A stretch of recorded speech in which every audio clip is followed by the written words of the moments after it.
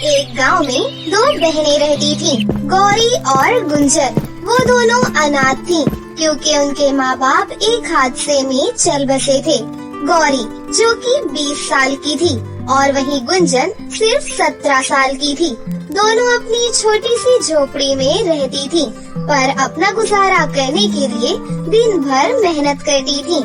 गौरी गांव के खेतों में काम करने जाती थी, जबकि गुंजन घर के काम संभालती और थोड़ा बहुत सिलाई का काम करती थी। दोनों बहनें एक दूसरे का सहारा थीं। भले ही उनके पास दौलत नहीं थी, लेकिन उनका दिल बहुत बड़ा था और वो हमेशा दूसरों की मदद करना चाहती थी। गुंजन अक्सर एक सपना देखती थी कि उसका एक बड़ा सा घर होगा, जिसमें एक सुंदर सा बेडरूम होगा। वो हमेशा अपनी दीदी से कहती थी, दीदी हमारे पास सोने चांदी का बेडरूम होगा, जिससे हम गरीबों की मदद कर सकेंगे। अरे छोटी, सपने देखने में क्या जाता है, बस मेहनत करते रहो, एक दिन हमारी भी तकदीर बदल जाएगी। एक दिन जब दोनों बहनें दिन भर का काम खत्म करके घर लौट रही थीं, तभी उनको रास्ते में एक बूढ़ी औरत मिली। वो बूढ़ी औरत बहुत थकी हुई थी, उसके कपड़े भी पुराने और गंदे से थे। बेटी, मैं बहुत थक गई हूँ और भूखी भी हूँ। क्या तुम दोनों मुझे खाने के लिए कुछ दे सकती हो? हाँ हाँ दादी माँ, आप हमारे घर चलिए, हम आपको खाना खिलाएंगे। हाँ हाँ दादी माँ, हमारा घर पास में ही है, चलिए ना, आप वहाँ थोड़ा सा आराम कर लीजिए और थोड़ा सा खाना खा लीजिए। दोनों बहनें बूढ़ी औरत को अपने छोटे से घर में ले जाती है और वहाँ उसको पानी पिलाती है। छोटी बहन तुरंत ही रोटी और सब्जी बनाकर बूढ़ी औरत को बिना कुछ कहे जल्दी से खाना दे देती है।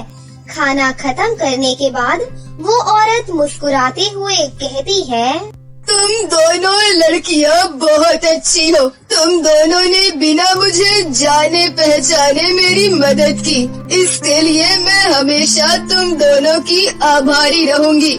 लेकिन अभी मैं तुम्हें एक अनमोल तोहफा देना चाहती हूँ। ये सुनकर दोनों बहनें बहुत खुश हुईं। दादी माँ, हमें किसी भी तोहफे की कोई जरूरत नहीं है, आपका आशीर्वाद ही हमारे लिए काफी है। ये कोई तोहफा नहीं, बल्कि तुम्हारी मेहनत और अच्छाई का फल है। ये कहकर उस बूढ़ी औरत ने अपनी जेब से एक छोटी सी थैली निकाली। उसमें दो छोटी छोटी चाबियां थी। एक चाबी सोने की थी और वहीं दूसरी चाबी चांदी की थी। ये दोनों चाबियां तुम दोनों के लिए हैं। इन्हें अपने बेडरूम में इस्तेमाल करो, फिर तुम इनका जादू देखना। तुम्हारे जीवन की सारी मुश्किलें दूर हो जाएंगी। दोनों बहनों को कुछ भी समझ में नहीं आ रहा था कि ये बूढ़ी अम्मा क्या कह रही है, लेकिन फिर भी उन्होंने वो चाबियां ले ली। क्या सच में ये कोई जादुई चाबियां है दादी? मुझे तो ये सब अजीब सा लग रहा है। छोटी, ये बूढ़ी अम्मा का आशीर्वाद है, बाकी तो मुझे नहीं पता, लेकिन देखते हैं कि क्या जादू है। फिर वो बूढ़ी औरत वहाँ से चली जाती है और फिर आधी रात को जब दोनों बहनें सो रही होती हैं, तो बड़ी बहन के मन में ख्याल आता है और वो सोचती है कि क्यों ना इन चाबियों को आजमाया जाए। उसने पहले सोने वाली चाबी उठाई और बेडरूम के ताले को खोला। जैसे ही उसने चाबी घुमाई, बेडरूम पूरा सोने का बन गया। वो एक स्मार्ट बेडरूम लग रहा था। ये देखकर बड़ी बहन चौंक गई। फिर उसने तुरंत ही अपनी छोटी बहन को उठाया। छोटी छोटी, जल्दी उठो, देखो ये क्या हो गया। उठो उठो छोटी, जल्दी जल्दी। छोटी बहन नींद से उठकर देखती है तो उसके भी होश उड़ जाते हैं। बेडरूम की दीवार सोने की बन चुकी थी। बेड, फर्नीचर सब कुछ सोने का बन चुका था। अरे ये कैसे हो गया? ये तो सच में सोना है।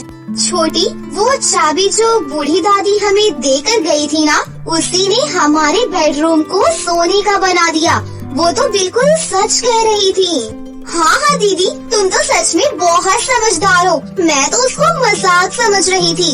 फिर छोटी ने अपने कमरे की चाबी उठाई और जैसे ही चाबी लगाई, इस बार बेडरूम चांदी का बन गया था। दोनों बहनें खुशी से झूम उठी। गांव के लोगों को ये बात जल्दी ही पता चल गई और सब लोग उनका बेडरूम देखने आने लगे। गांव के कुछ लोग दोनों बहनों को देखकर बधाई देने लगे और काफी ज्यादा खुश होने लगे। तो वहीं कुछ लोगों के मन में जलन पैदा होने लगी। यमुना नाम की एक औरत जो पहले उनकी मदद करती थी, अब उन दोनों से जलने लगी थी।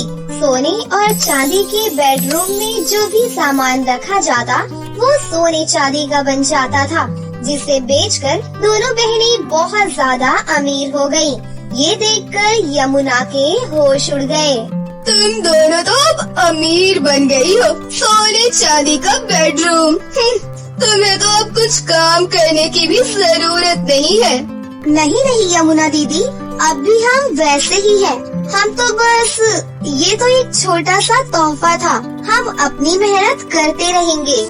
लेकिन यमुना के मन में लालच घुस गया था। उसने सोचा कि क्यों ना इस चाबी को चुरा लिया जाए। अगर मैं इनकी चाबियाँ चुरा लूं, तो मैं अपना घर भी सोने चांदी का बना लूंगी। एक रात जब सब सो रहे थे, तो यमुना चुपके से उन दोनों के घर में घुस गई और बेडरूम में चाबियों को तलाशना शुरू करने लगी। कुछ देर बाद उसे जादुई सोने और चांदी की चाबियाँ मिल गयीं। अब मैं भी अपना बेडरूम सोने और चांदी का बनाऊंगी। देखती हूँ मेरी तकदीर कैसे चमकती है। यमुना तुरंत ही उन चाबियों को लेकर वहाँ से भाग गई और अपने घर जाकर अपने बेडरूम का ताला सोने की चाबी से खोलती है। उसका बेडरूम अब सोने का बन चुका था, लेकिन उसके ऐसा करते ही अनर्थ हो जाता है। अरे ये अचानक से यहाँ बेडरूम में आग कैसे लग गई? ये क्या हो रहा है? ये यहाँ पे क्या हो रहा है? ये आग कैसे लग गई है? संजय यमुना का पति भी घबरा गया। उसने जल्दी जल्दी पानी डालने की कोशिश की, लेकिन आग नहीं बुझ रही थी। धीरे धीरे पूरा बेडरूम जलकर राख हो गया। दोनों का घर भी जल गया। उन्हें कुछ भी समझ में नहीं आया कि गलती कहाँ से हुई। जब यमुना और संजय अपने घर की आग बुझाने में लगे हुए थे, तभी वही बूढ़ी औरत उनके पास आई और उनकी ये हालत देखते हुए बोली, तुमने अपनी लालच में आकर गलत काम किया। ये चाबियाँ सिर्फ उन लोगों के लिए थी जो अपनी दौलत का सही उपयोग करते हैं। तुमने इन्हें गलत तरीके से चुराया था, इसलिए ये तुम्हारे किसी काम की नहीं। यमुना और संजय दोनों शर्मिंदा होकर माफी मांगने लगे। दादी अम्मा, हमें माफ कर दीजिए, हमसे गलती हो गई। हम अपने लालच में आकर अंधे हो गए थे। सच में लालच इंसान को बर्बाद कर देती है। तुमने इस दौलत का गलत इस्तेमाल किया है, इसलिए तुम्हें ये सजा मिली है। लेकिन अगर तुम अपनी गलती सुधार कर अपना जीवन अच्छे से जीना सीखोगी, तो फिर ये सब कुछ तुमको वापस मिल जाएगा। यमुना ने अपनी गलती मान ली और बूढ़ी औरत से माफी मांगी और उसने वादा किया कि वो कभी फिर से लालच नहीं करेगी और दूसरों की मदद करने के लिए अपना जीवन जिएगी। अब दोनों बहनें खुशी से अपनी जिंदगी जीने लगती हैं। उन्होंने अपने सोने चांदी का बेडरूम का घमंड नहीं किया था, बल्कि अपनी दौलत का उपयोग गरीबों की मदद करने में किया। गांव के लोग उन्हें और इज्जत देने लगे और उनकी अच्छाई की चर्चा दूर दूर तक फैल गई। यमुना और संजय ने अपनी गलती से सीख ली और अपनी पुरानी आदतों को छोड़ दिया। अब वो भी दूसरों की मदद करने लगे और गांव के लोगों के साथ प्यार और सम्मान से जीने लगे। धीरे धीरे उनका घर और उनकी दौलत वापस आ गई और वो भी अब हंसी खुशी से अपनी जिंदगी जीने लगे। अरे एक बार में समझ नहीं आता क्या तुम दोनों को? जब तक पहले के राशन के पैसे नहीं चुका देते तब तक तुम्हें एक मुट्ठी तो क्या एक दाना भी राशन का नहीं मिलने वाला। काका आप तो जानते ही हैं कि हमारे घर के हालात कैसे हैं। हम जल्दी ही आपके राशन के सारे पैसे चुका देंगे। अरे घर के हालात जानता हूँ, इसका मतलब ये नहीं है कि हर बार मुफ्त में राशन दे दूंगा। अभी जा रही हो यहाँ से या फिर और बेइज्जती करूँ तुम्हारी? राशन वाले की चिल्लाने की आवाज सुनकर आसपास के मौजूद लोग आरती और दिव्या को देख रहे होते हैं। दोनों बहनें आंखों में आंसू लिए वापस अपने घर जाने लगती हैं। तभी दिव्या का सूट एक कील में फंसकर फट जाता है। गरीबी में आटा गीला, आज फिर से ये सूट फट गया है। हे ऊपर वाले, दुनिया भर की सारी मुसीबतें क्या तूने हमारी किस्मत में ही लिखी है? दोनों बहनें उदास होकर अपने घर आ जाती हैं। वहीं उनकी माँ सुमन एक छोटी सी सिलाई मशीन पर बैठकर लोगों के कपड़े सिलने का काम कर रही थी। अरे माँ, अगर लोगों के कपड़े सिल लिए हो तो जरा अपनी बेटी का सूट भी सिल दो। क्यों, आज फिर फट गया क्या तुम्हारा सूट? और नहीं तो क्या माँ, अब तो गिने चुने 1-2 सूट ही बचे हैं, वो भी ऐसे ही फट जाया करते हैं। 2 साल हो गया है नया सूट खरीदे हुए, अब तो एक नया सूट दिला दो ना। हम कब तक इन पुराने सूट को सिल करके पहनेंगे? अब तो ये सूट सिलाई के लायक भी नहीं बचे। आरती, दिव्या, तुम दोनों जानती हो ना कि अभी घर के हालात कैसे हैं। किस तरह से मैं लोगों के थोड़े बहुत कपड़े सिलकर इस घर का खर्चा चला रही हूँ। अगर आज तुम्हारे बाबूजी जिंदा होते तो हमें यूँ छोटी छोटी चीजों के लिए तरसना न पड़ता। अपनी माँ की बातें सुन और उसकी आंखों में आंसू देख दोनों बहनें नई सूट की जिद छोड़ देती हैं। अपने पति की मौत के बाद सुमन लोगों के कपड़े सिलकर दोनों बेटियों और घर का गुजारा चलाती थी। आरती, दिव्या बेटा, मैं जरा ये सेजल को सूट देकर आती हूँ, ठीक है? सुमन जैसे ही सूट लेकर खड़ी होती है कि तभी अचानक उसकी कमर में दर्द शुरू हो जाता है। आह, मेरी कमर। माँ, आप दवाई लेकर क्यों नहीं आती हो? कब तक इस तरह कमर के दर्द को बर्दाश्त करती रहोगी? बेटा, अगर दवाई ले आई तो तुम लोग खाओगी क्या? वैसे ही उस राशन वाले का इतना कर्ज हो गया है कि अब तो घर के बाहर भी मुँह छुपा कर जाना पड़ता है। आप आराम करो, मैं और आरती ये सूट देकर आ जाएंगे। अपनी माँ को आराम करने के लिए बोलकर आरती और दिव्या सूट लेकर सेजल के घर जाती है। आरती दिव्या को फटे हुए सूट में देखकर सेजल कहती है, अरे तुम दोनों यहाँ क्या कर रही हो? माँ ने आपका सूट सिल दिया है, वही देने के लिए आए थे। सिलाया और फाड़ दिया है तुम्हारे सूटों की तरह। पहली बार देखा है किसी दर्जी की बेटी को फटे सूट में घूमते हुए। तुम्हारी माँ गाँव भर के कपड़े सिलती है, क्या उसकी इतनी भी हैसियत नहीं है कि वो अपनी बेटियों के लिए नया सूट सिल दे? सेजल आरती और दिव्या के फटे सूट का मजाक उड़ाते हुए काफी हंसती है, जिसे देख दोनों बहनों को सेजल पर बहुत गुस्सा आता है। लेकिन कुछ न कहते हुए दोनों चुपचाप घर आ जाती हैं और सारी बात अपनी माँ को बताती हैं। हर कोई हमारे फटे सूट का मजाक उड़ाता है। अब इन फटे सूट को पहनकर हमारा तो घर से बाहर निकलना दुश्वार हो गया है। 2 दिन बाद गांव में इतना बड़ा कीर्तन होने वाला है, उसमें क्या हम दोनों बहनें ऐसे फटे हुए सूट को पहनकर जाएंगी? क्या ही इज्जत रह जाएगी गांव भर में हमारी। अपनी दोनों बेटियों को सूट के लिए इस तरह रोता देख सुमन को काफी दुख होता है। सुमन को कुछ भी समझ में नहीं आ रहा होता कि वो अपनी दोनों बेटियों के लिए नए सूट का इंतजाम कैसे करे। तभी अचानक सुमन की नजर उसकी सिलाई मशीन के पास पड़े ढेर सारे कतरनों पर जाती है। मैं अपनी दोनों बेटियों के लिए नया सूट तो नहीं खरीद सकती, लेकिन उनके लिए नया सूट बना तो सकती हूँ ना। सुमन उन सभी कतरन को लेकर आपस में एक एक कर सिलने लगती है और सारी रात जागकर अपनी बेटियों के लिए कतरनों से सूट तैयार कर देती है, जिसे पहनकर दोनों बेटियां काफी खुश होती हैं। माँ, ये सूट बहुत सुंदर है, बल्कि इससे सुंदर तो पूरी दुनिया में कोई भी सूट नहीं होंगे। अब हम आराम से कीर्तन में जा सकते हैं। आरती दिव्या अपनी माँ के बनाए हुए कतरनों के सूट को पहनकर कीर्तन में चली जाती हैं। लेकिन तभी कीर्तन में मौजूद हर कोई उन दोनों बहनों को देखकर हंसने लगता है। इन दोनों जोकरों को तो देखो, कैसे रंग बिरंगे सूट पहनकर आई हैं। ऐसा लग रहा है जैसे इनका सूट ढेर सारे कतरनों से बना हुआ है। इन्हें देखकर तो मेरी हंसी ही रुक नहीं रही। कीर्तन में मौजूद हर औरत दोनों बहनों के सूट का मजाक उड़ाते हुए काफी हंसने लगती है, जिसके चलते दोनों बहनों की आंखों में आंसू आ जाते हैं और वो रोते हुए अपने घर आ जाती हैं। अगर ऊपर वाले ने चाहा तो तुम दोनों नया सूट जल्दी पहनोगी। देखना वो सूट इतना सुंदर होगा, इतना अलग होगा ना कि हर कोई उसे देखता ही रह जाएगा। सुमन अपनी दोनों बेटियों को हौसला देकर उन्हें शांत करवाती है और ऐसे ही कुछ दिन गुजरने लगते हैं। सुमन रोज की तरह सिलाई मशीन पर बैठकर कपड़े सिल रही होती है कि तभी वहाँ हाथों में शादी का कार्ड लिए उसकी बहन चमेली आती है। अरे चमेली, मेरी बहन, तू कैसी है? कितने समय बाद तुझे देख रही हूँ। खबर ऐसी थी कि आना ही पड़ा। मेरी बेटी रीना की 2 हफ्ते बाद शादी है। तुझे और तेरी दोनों बेटियों को जरूर आना है। हाँ, क्यों नहीं, हम लोग जरूर आएंगे। मेरी बेटी की शादी में बहुत बड़े बड़े लोग आने वाले हैं, तो वहाँ पर अपनी बेटी को ये फटे सूट पहनाकर मत ले आना, वरना हमारी बड़ी बेइज्जती होगी। इतना कहकर चमेली शादी का कार्ड देकर वहाँ से चली जाती है।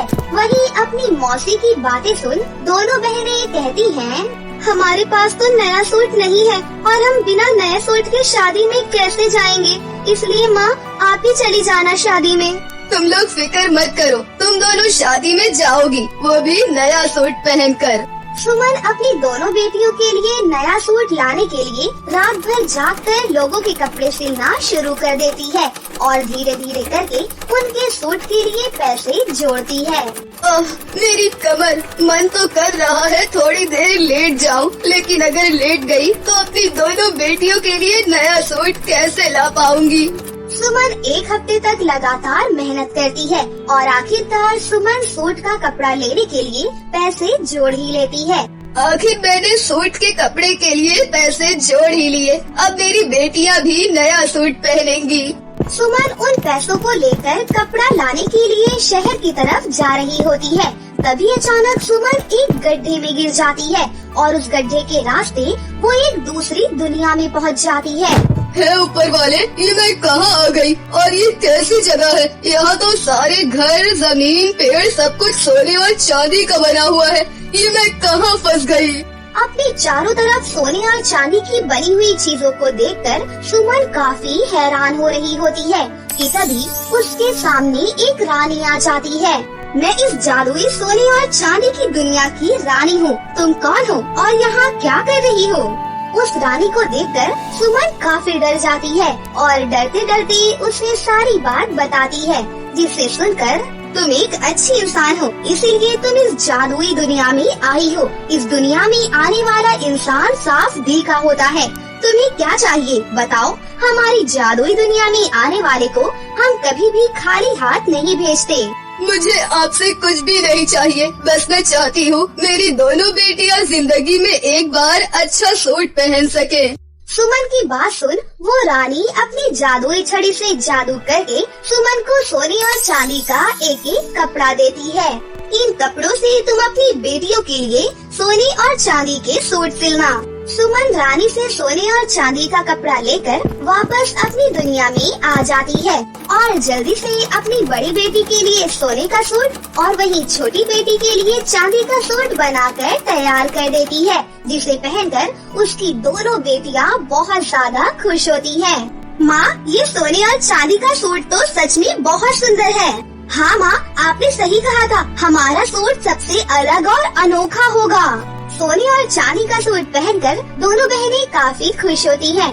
तभी जैसे ही दिव्या अपने सोने के सूट पर हाथ फहराती है तो उसके अंदर से सोने के सिक्के गिरने लगते हैं।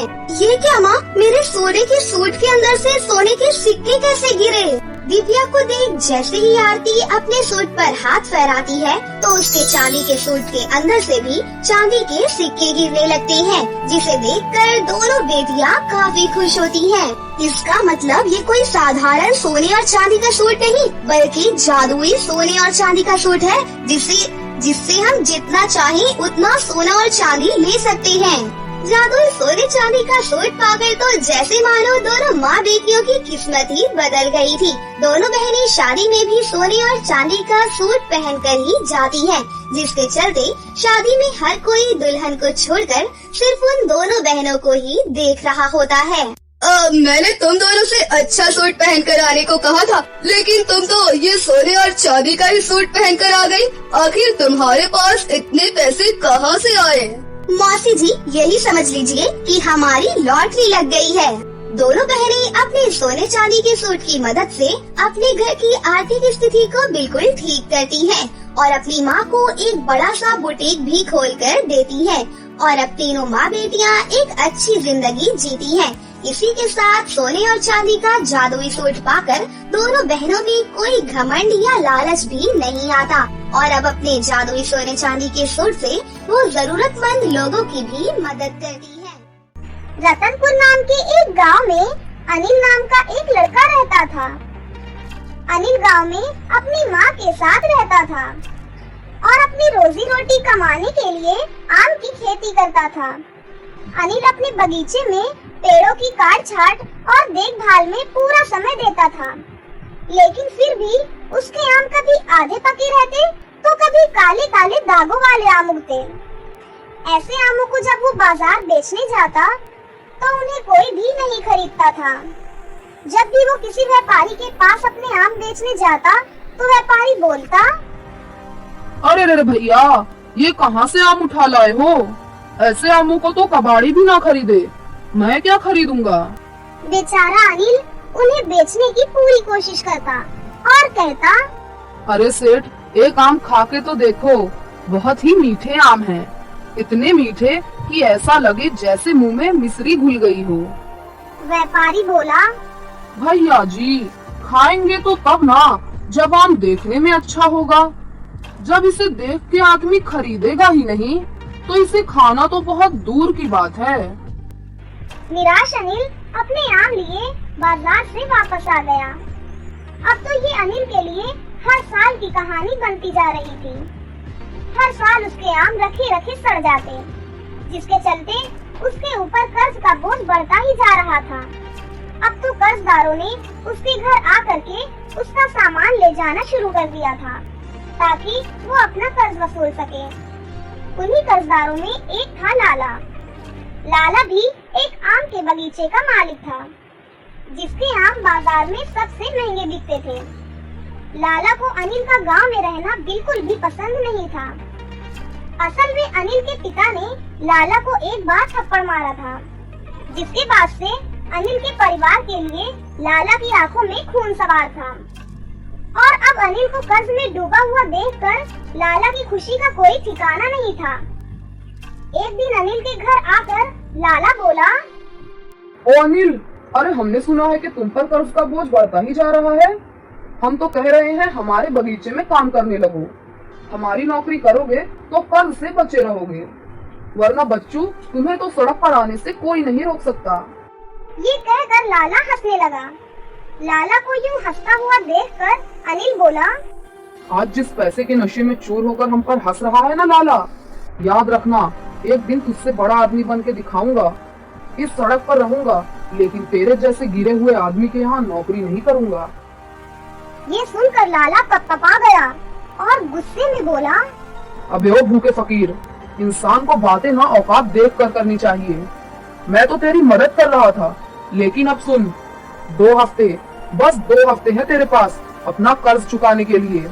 अगर इतने समय में कर्ज नहीं चुका पाया तो तेरे ही सामने तेरे घर और सामान की नीलामी कर दूंगा। ये कहकर लाला गुस्से में दरवाजे को लात मारते हुए कमरे से बाहर चला गया। अनिल अपनी माँ से बोला, माँ, अब हम कैसे इस धूर्त लाला के पैसे चुकाएंगे? अब तो कर्ज भी नहीं देना चाहता कोई मुझे इस गांव में। पता नहीं कैसे इसका कर्ज 2 हफ्ते में चुका पाऊंगा। ये कहकर अनिल अपनी माँ की गोद में सर रखकर रोने लगा। तभी उसकी माँ ने उसे संभाला और उसे शहर जाकर कोशिश करने को कहा। अगले दिन अनिल ने शहर जाकर कर्ज मांगने की कोशिश की, लेकिन शहर के व्यापारियों ने किसी अनजान को कर्ज देने से मना कर दिया। शाम को थक हार कर जब अनिल शहर से वापस गांव आ रहा था कि तभी उसे जमीन पर पड़े एक साधु दिखे। अनिल ने थोड़ा पास जाकर देखा तो पाया कि वो तो बेहोश थे। अनिल ने तुरंत उन पर पानी की कुछ छींटे मारी, जिससे वो होश में आ गए और अनिल ने फिर उन्हें थोड़ा पानी पिलाया। अनिल ने साधु से पूछा, अरे बाबा जी, अब आप ठीक तो हो ना? कोई दिक्कत तो नहीं? साधु बोले, नहीं बच्चा, सब ठीक है। अनिल बोला, बाबा जी, इतनी गर्मी में पानी लेकर चला करो, नहीं तो फिर से बेहोश हो जाओगे। साधु बोले, ठीक है बच्चा, तू मुझे भला मानुस जान पड़ता है। आज तूने एक साधु की मदद की है, बता तुझे क्या चाहिए? अनिल बोला, बाबा जी, बस मुझे आशीर्वाद दीजिए कि मेरा कर्ज और मेरी गरीबी दूर हो जाए। ये सुनकर बाबा जी ने अपनी पोटली में से एक सुनहरा बीज निकाला और बोले, इस बीज को बोते समय जिस फल का नाम तुम लोगे, ये बीज उसी फल का पेड़ बन जाएगा। उस पेड़ के ही फल तुम्हारी गरीबी दूर करेंगे। ये कहकर साधु अलख निरंजन बोलते हुए अपने रास्ते पर आगे बढ़ गए। अनिल भी उस बीज को लेकर गांव वापस आ गया। अगले दिन साधु के कहे मुताबिक अनिल ने उस बीज को अपने आम के बगीचे में गाड़ दिया और बोते समय आम का नाम लिया। अनिल ने उस बीज की बहुत मेहनत से देखभाल करनी शुरू कर दी।